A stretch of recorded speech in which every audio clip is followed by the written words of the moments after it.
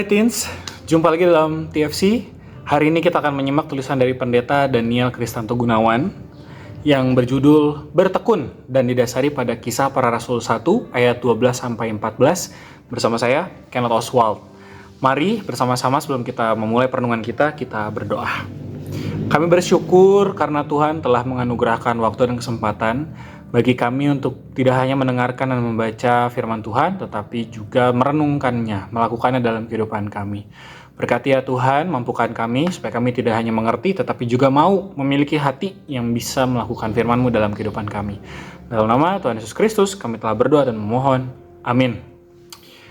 Dasar perenungan kita pada hari ini didasari pada Kisah Para Rasul 1 ayat 14. Saya akan membacakannya buat kita semua.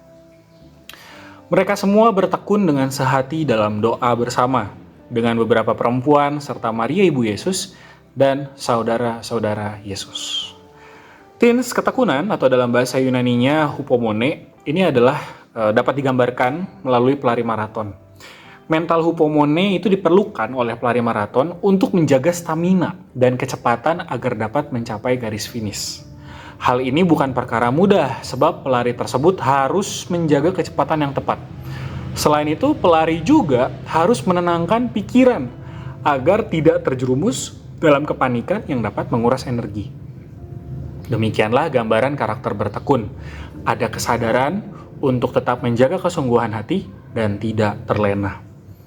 Setelah Yesus naik ke surga, para murid mengingat pesannya untuk bertekun dan menanti janji Allah akan pencurahan Roh Kudus. Ada di dalam Kisah Para Rasul 1 ayat 4. Roh Kudus yang dijanjikan menjadi kekuatan yang dibutuhkan para murid untuk menjalankan tugas pewartaan Injil. Mereka menanti dengan tekun sambil berdoa bersama, dan menanti bukanlah hal yang mudah, terutama saat para murid tidak tahu kapan janji pencurahan Roh Kudus itu akan digenapi. Godaan dalam sebuah penantian adalah ketidaksabaran. Para murid bisa saja tergoda untuk bertindak terburu-buru atau bahkan kehilangan kepercayaan pada janji Allah tersebut. Namun mereka memilih untuk bertekun menanti janji itu. Ketekunan mereka adalah wujud dari iman kepada janji Allah. Teens, perkembangan teknologi membuat berbagai hal dapat dilakukan dengan semakin cepat dan dengan semakin mudah. Akibatnya adalah kita jadi semakin sulit untuk tekun dan juga untuk sabar.